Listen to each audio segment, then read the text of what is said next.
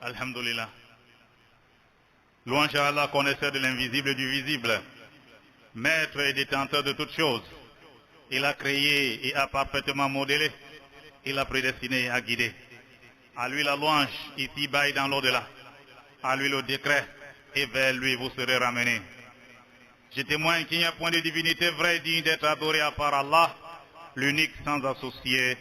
Et je témoigne que Mohammed, sallallahu alayhi wa sallam, est le serviteur d'Allah et son messager, son préféré, son ami privilégié, le meilleur de sa créature. Il a transmis le message, a rendu le dépôt, a conseillé la communauté et a combattu pour la cause d'Allah son vrai combat. Prière et salut abondant d'Allah sur lui, les membres de sa famille bons et purifiés, ses compagnons, leurs suiveurs et ceux qui les suivent en perfection jusqu'au jour de la rétribution. Suite à quoi, serviteur d'Allah, sachez que le plus véridique des récits est la parole d'Allah et la meilleure voie est celle de Mohammed sallallahu alayhi wa sallam. La pire des choses, ce sont les nouveautés. Toute nouveauté est innovation et toute innovation est égarement et tout égarement mène dans l'enfer. Qu'Allah nous en préserve. Serviteur d'Allah, le malheur est nombreux et diversifié. Il ne se limite pas à une seule chose.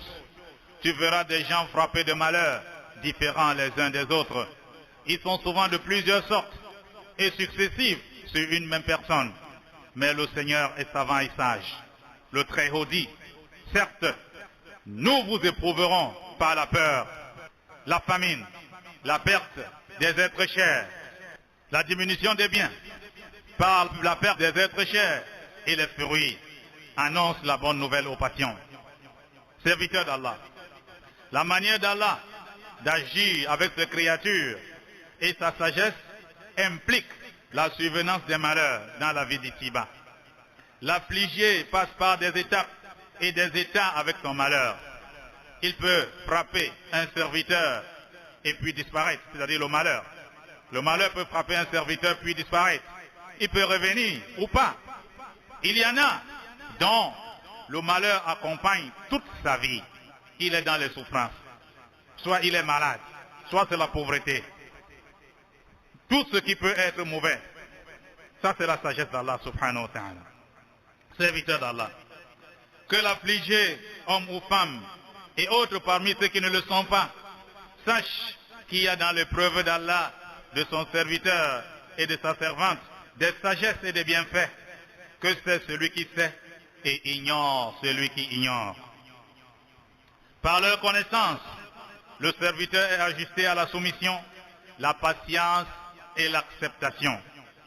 Premièrement, la connaissance par le serviteur de la présence du décret de la préséance, du décret d'Allah et de la prédestination d'Allah, de ce qu'il a frappé, qui était prédestiné et écrit sur lui avant qu'il n'existe. Que cela doit se réaliser, qu'il n'y a aucun moyen de protester, de se rebeller, de montrer la peine et de se plaindre.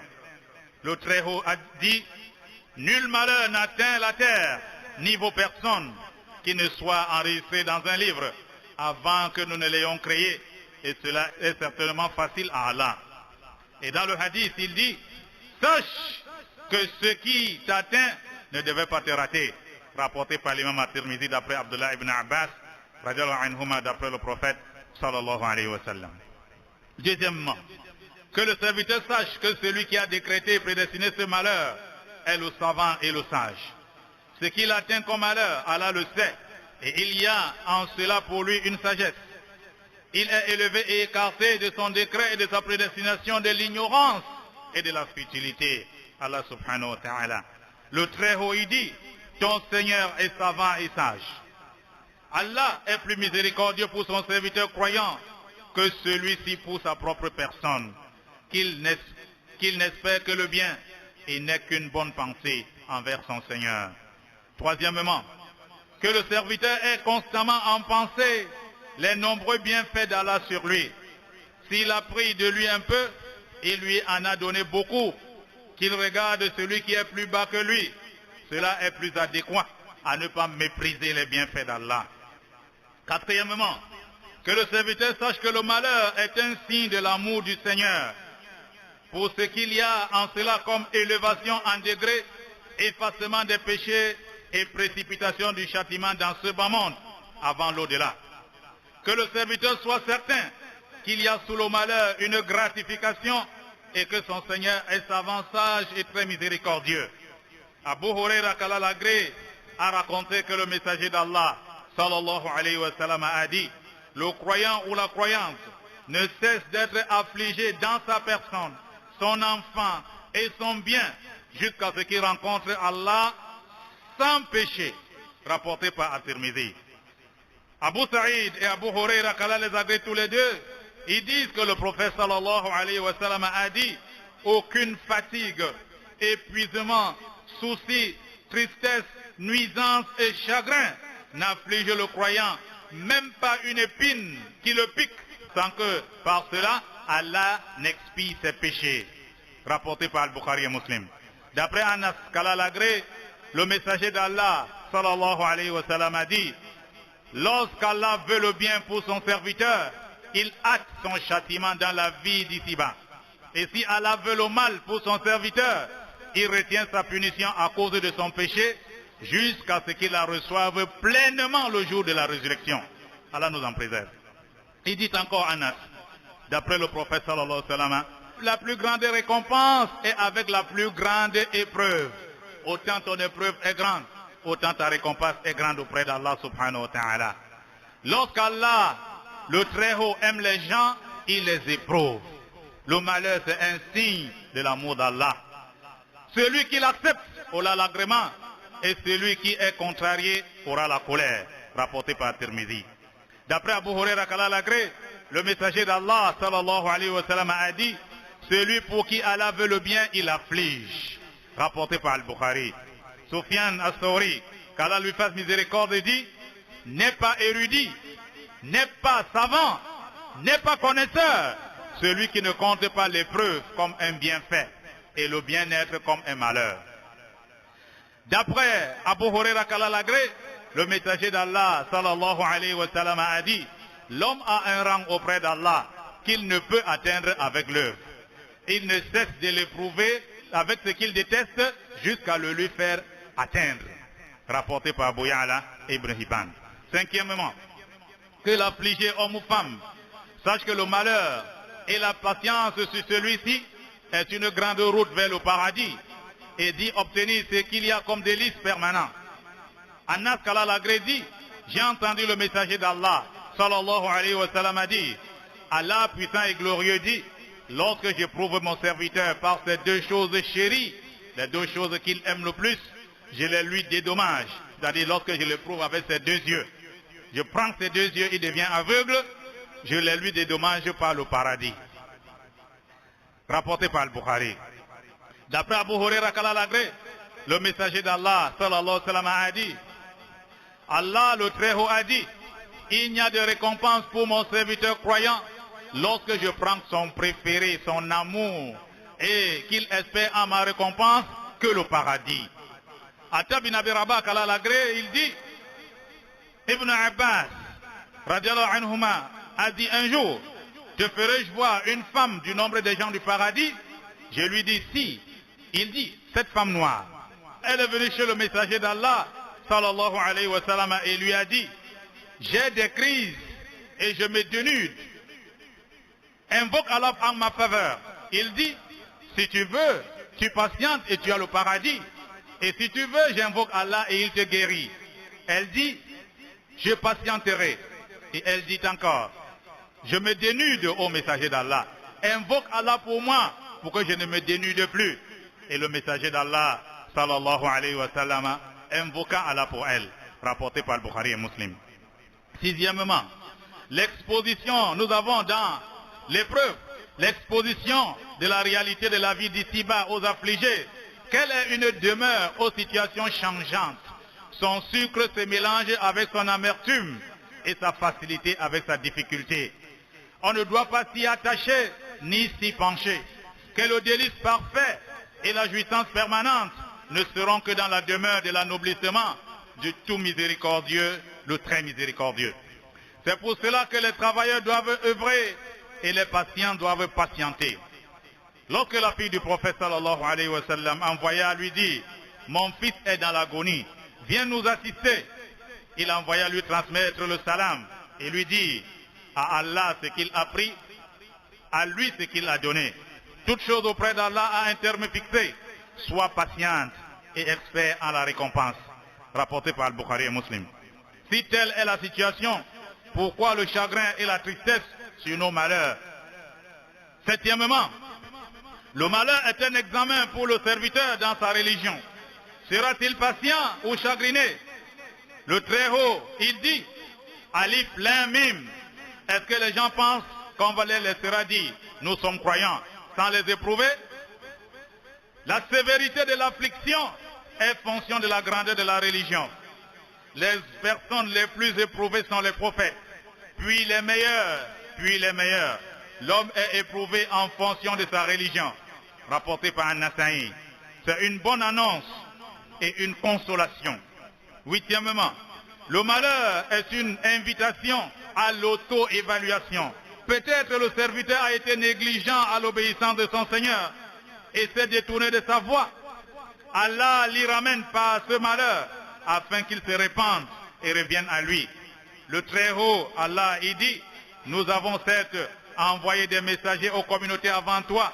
Ensuite, nous les avons saisis par l'adversité et la détresse. Peut-être imploreront-ils la miséricorde. Pourquoi donc, lorsque notre rigueur leur vint, n'ont-ils pas imploré la miséricorde? Mais leur cœur s'était endurci et le diable enjolivait à leurs yeux ce qu'ils faisaient.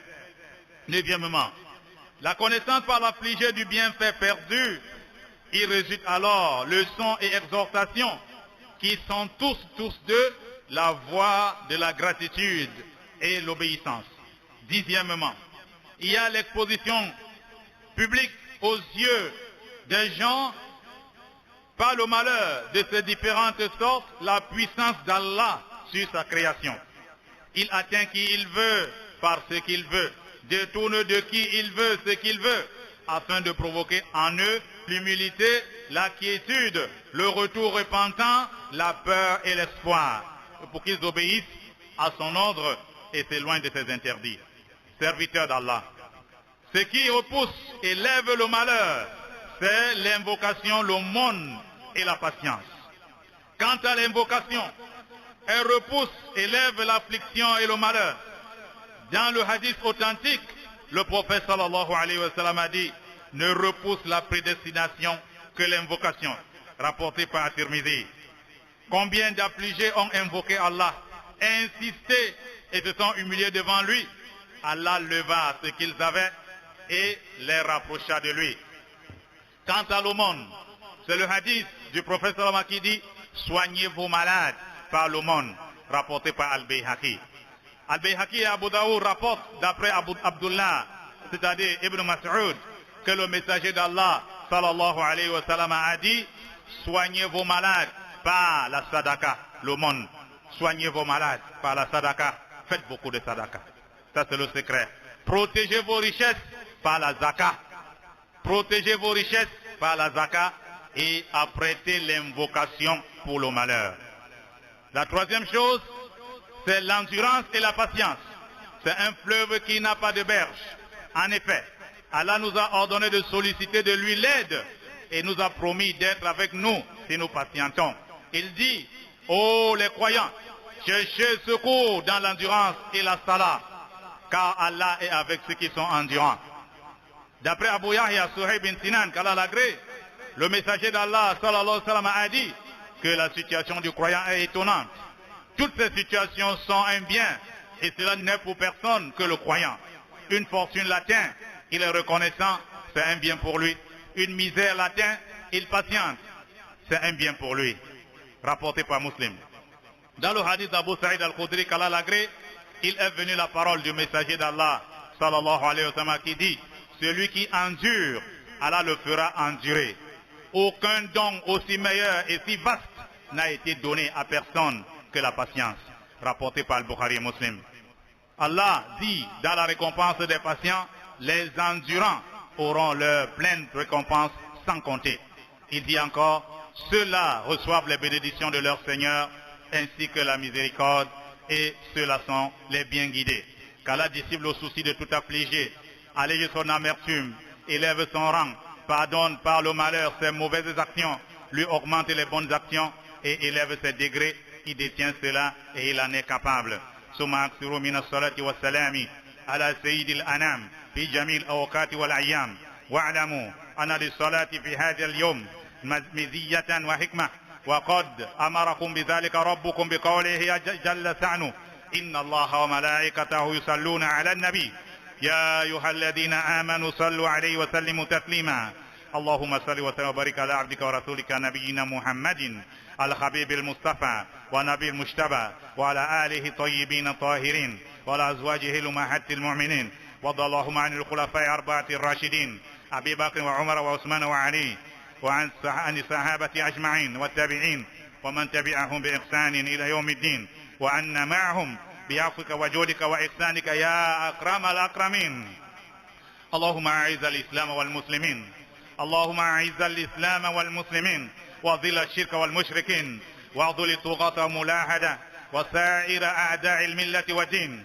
اللهم آمنا في أوطاننا اللهم آمنا في أوطاننا وأصل أئمتنا وعلماءنا وولاة أمورنا يا رب العالمين. اللهم أبرم لأمة الإسلام أمر رشد يعظ فيه أهل طاعتك ويقضى فيه أهل معصيتك ويؤمر فيه بالمعروف وينهى فيه عن المنكر إنك على كل شيء قدير. اللهم أصلح لنا ديننا الذي هو عصمة أمرنا وأصلح لنا دنيانا التي فيها معاشنا وأصلح لنا آخرتنا التي إليها معادنا واجعل الحياة زيادة لنا في كل خير والموت راحة لنا من كل شر وأحسن عاقبتنا في الأمور كلها وأجرنا من خزي الدنيا وعذاب الآخرة. اللهم اجعلنا والمسلمين في كل هم فرجا وفي كل ضيق مخرجا وفي كل بلاء عافية يا ذا الجلال والإكرام. اللهم وفقنا للتوبة والإنابة وافتح لنا أبواب القبول والإجابة. اللهم تقبل طاعاتنا ودعاءنا وأصلح أعمالنا وكفر عنا سيئاتنا وتب علينا واغفر لنا وارحمنا ولأحيائنا وأمواتنا يا أرحم الراحمين. ربنا آتنا في الدنيا حسنة وفي الآخرة حسنة وقنا عذاب النار. سبحان ربك رب العزة عما يصفون وسلام على المرسلين والحمد لله رب العالمين. وقوموا إلى صلاتكم يرحمكم الله.